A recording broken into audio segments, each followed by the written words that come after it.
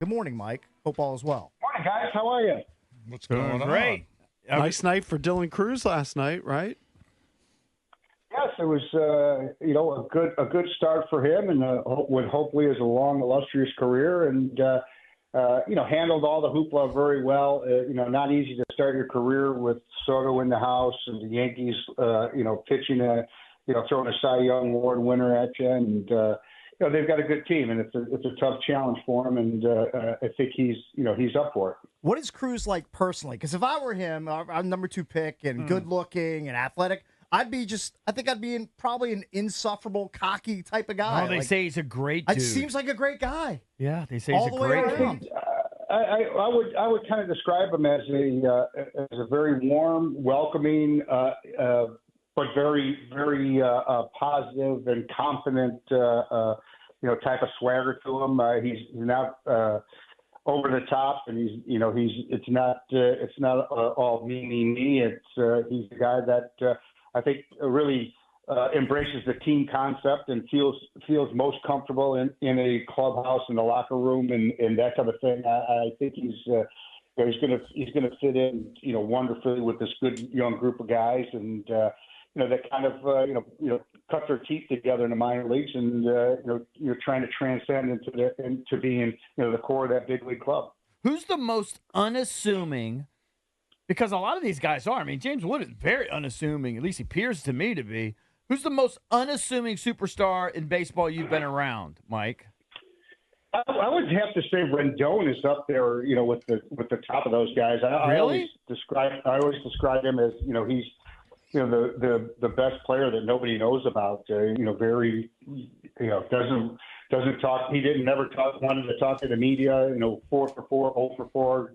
Just wanted to go about his business, and very unassuming guy. That was a hell of a player, and yeah, I think James Wood is that type of guy. Zim certainly epitomizes the kind of team leader and Mr. National type of personality that was a leader, but a leader by example, not a real vocal and verbal leader, but leader by the way he conducted himself and was such a professional. So the list is long, but those type of players are we've seen this type of player through Nats Park before. All right, Mike. So I'm gonna throw my producer under the bus here. So Drabby's his conspiracy. This is his conspiracy theory, and you could shoot it down, okay? His theory was that you guys called up Cruz when you did because you wanted to bring all your young talent, have all your sillies there, so that when Juan shows up, you remind him of what a great place this is to play and what a bright future there is here. There's a signal. Yeah, a bright future there is here in D.C. Yeah, I mean, it's total coincidence. Believe that or not, it was just we thought it was time for Dylan to get to the big leagues, and you don't have to remind Juan of what Washington is all about. He had the biggest moment of his life here, and speaking to him, since then he'll moments and seasons that he'll never forget. Mm-hmm. He actually, speaking of unassuming, I mean, he was a superstar, but he was like one of the most lovable superstars, right? Would you say that or no? No question about it. Just adorned by his fan base, one, but his teammates too.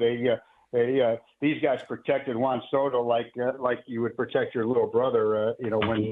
When you talk about other players, the Eatons and the Howard Kendricks and that group of guys, they protected a very young Juan Soto during those years there here, like he was a little brother. So yeah, he was very, very, very well, very loved and adored in the clubhouse, and the fan base. Obviously, it's hard not to like a guy with that kind of smile, that kind of talent, and that kind of personality. Is last night's lineup the youngest lineup you've ever had, you think? I don't know. I mean, you guys could do that math, but there's about six rookies on that page last night, and a couple of second-year guys. So, that's who we are right now. We're we're a team that's young. You know, we're trying to establish our young core group of big leaguers for our next championship run, and you know, I think that you've seen this kind of slow pace and piece this thing together, adding a guy or two, throughout the season, and I think you're looking at a lineup that is very young, but it's very talented, and but it also, you know, we make our fair share of mistakes, and we're going to learn and be better for it. Tell us about Jose Tena's game. Yeah, Jose was highly touted by our scouting people. His barrel rate, his swing. He's a very handsy hitter. He's got sneaky, surprising power. Plays the middle. He played mostly middle infield there at Cleveland, and his short tenure in our minor league system, and we kind of tossed him at third base and said, sink or swim at the big league level. Try and learn the big league pitchers and a new position at the same time. And I put in a lot of work with Ricky Gutierrez and Miguel Cairo over there at third base. And I think you're seeing a guy that's getting, more comfortable defensively. And he's got all the skills to be a good two-way player. He's got good hands and feet on defense. He's got a solid throwing arm, and he's got a real good handsy swing with some power. So he was a guy that was very attractive to us at the trade deadline, he was an important part of that package that we got for Lane Thomas. We mentioned it earlier, Mike. I don't know if it's statistically his best start, but Corbin's start last night with that lineup, that might have been his best start of the year. Yeah, he was dealing. He's kind of remade himself really, throughout this year. He's throws 2 or 3 different speed breaking pitches, and kind of expands and subtracts with the break of those, and throws less fastballs and more off speed, and had a terrific lineup, kind of handcuffed last night, and it's testament to his pitchability last night, that you made big pitches at big moments, and gave us a chance to win, and that's you go 6 straight out against that lineup, and with those big 3 in the middle, and a good supporting cast behind him. It was a terrific start for him, and I'm happy for him. And I'm curious how you feel about tonight's game against the Yankees with Mac going. Mac Gore is going to go against Rodon, and we've talked about McKenzie, and you've talked about him. His velo's fine, but he just hasn't found the strike zone. So, what are your thoughts on McKenzie tonight against that lineup?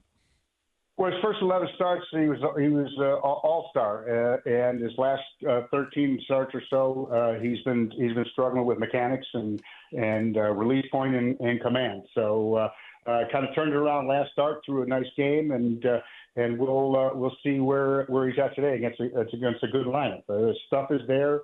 The makeup's there, the attitude I love, that's there, and he's not afraid, and he will be on attack. And if he's commanding his fastball, he'll have a good night. And I think even against this vaunted lineup, I think that he matches up well against them.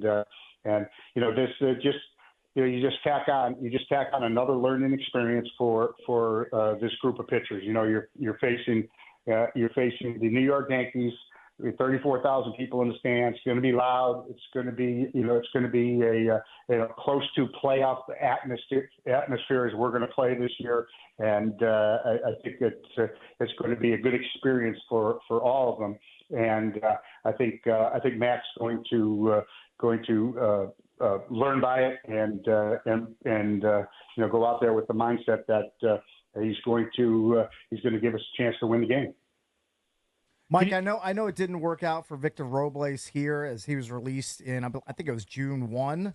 He's found second life out in Seattle. He's been crushing it out there for them, to the point where they signed him to a 2-year extension earlier in August. So I know that you obviously spent a lot of time scouting him and with him here in Washington. You have to be happy for what he's doing out in Seattle at this point. Oh, no question about it. The important thing for that period of time where he was really playing well, he was maybe for the first time all year 100% healthy. He's since gone on to DL again, but he's the guy that he's got great skills, and if he's there and healthy and playing free and easy, I think that he could be a really good player for us. We saw it in 19. He was a big part as a rookie. He's a big part of our World Championship team, and he goes into Seattle with a little swagger. He's got something that a lot of those guys don't have, and that's a World Series championship. So that brings some swagger to his game. When he walks into the clubhouse.